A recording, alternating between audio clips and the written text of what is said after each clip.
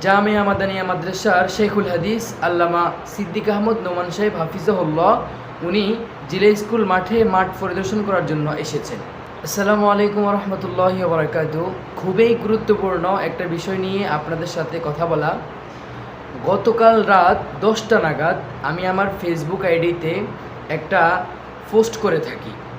উগ্র ধর্মবিধ্বংসী যে হিজবুত তাওহীদ নামক একটা কাফের গোষ্ঠী রয়েছে তাদের বিরুদ্ধে।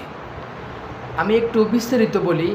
আমাদের নোয়াখালীর ঐতিহ্যবাহী জামিয়া মাদানিয়া মাদ্রাসার শেখুল হাদিস আল্লামা সিদ্দিক আহমদ নোমান সাহেব হাফিজাহুল্লাহ উনি জিলা স্কুল মাঠ পরিদর্শন করার জন্য এসেছেন। তো একজন সাংবাদিক ওনাকে জিজ্ঞেস করলো, বিভিন্ন বিষয় নিয়ে প্রশ্ন করলো। তো হুজুর এই প্রশ্নগুলোর জবাব দিলেন। আগামী 1 তারিখের প্রোগ্রামে আপনি কি ওনাকে আহ্বান করতে চান, মানে এখানে আসুক, সরাসরি ফেস টু ফেস কথা হোক? অনেক অনেক ধন্যবাদ। সে যদি আসে ভালো এবং সত্য শিখার জন্য, জানার জন্য, এবং সে আলেম ওলামার কাছে যদি নাকি আইসা তওবা করে, তাকে আমরা স্বাগত জানাবো। সে আমাদের ভাই, সে আদম আলাইহিস সালামের সন্তান হিসেবে আমাদের ভাই। আমরা কারোর সাথে স্থায়ীভাবে বিদ্বেষ পোষণ করতে রাজি নয়। সে যদি অনুসূচিত হয়, লজ্জিত হয়, তওবা করে, তাকে স্বাগতম। সেলিমের সাহস থাকলে এই মাঠে লক্ষ মানুষ নয়, হাজার মানুষের একটা জমায়েত করা হোক। যদি সে বাপের বেটা হয়, তাকে বললাম। ওই বিষয়টা আমি আমার ফেসবুকে আপলোড করে থাকি। এখন কিছুক্ষণ আগে দেখলাম যে আমার ফেসবুকে মেটা থেকে, অর্থাৎ ফেসবুক থেকে আমাকে একটা নোটিফিকেশন দিয়েছে যে আমার ওই ভিডিওটা নাকি ধর্মবিধ্বংসী, ওটা নাকি ধর্মকে বিকৃত করার ভিডিও। এজন্য তারা আমার ওই ভিডিওটাকে রিমুভ করে দিছে। পরে আমি দেখলাম যে এই ভিডিওটা আসলে রিমুভ কোত্থেকে করলো এবং কে করলো। তখন দেখতে পেলাম যে এটাই হিজবুত তাওহীদের ভাইয়েরাই করলো। কী জন্য করলো?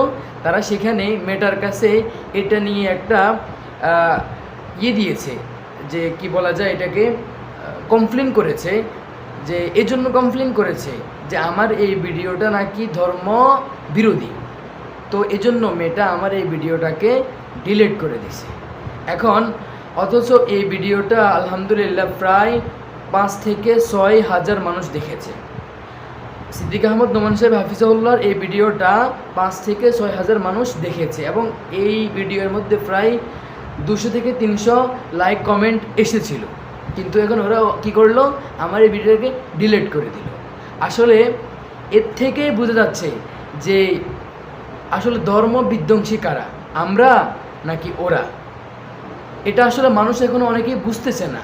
বাকি ইনশাল্লাহ আমরা আশা রাখি আগামী 1 আগস্ট আমাদের নোয়াখালী জিলা স্কুল ময়দানে ঐতিহাসিক যে ইসলামী মহাসমাবেশের ডাক দিয়েছেন, সেখানে আমাদের দেশ বরেণ্য বহু উলামায়ে কেরাম আসবেন এবং তারা আমাদেরকে একটা গাইডলাইন দিবেন এবং সেখানে উপস্থিত থাকবেন আমাদের নোয়াখালীর যে 6 জন এমপি রয়েছেন তারা, এবং আমাদের রাজনৈতিক যে সমস্ত ভাইয়েরা আছেন সবাই এখানে উপস্থিত থাকবেন।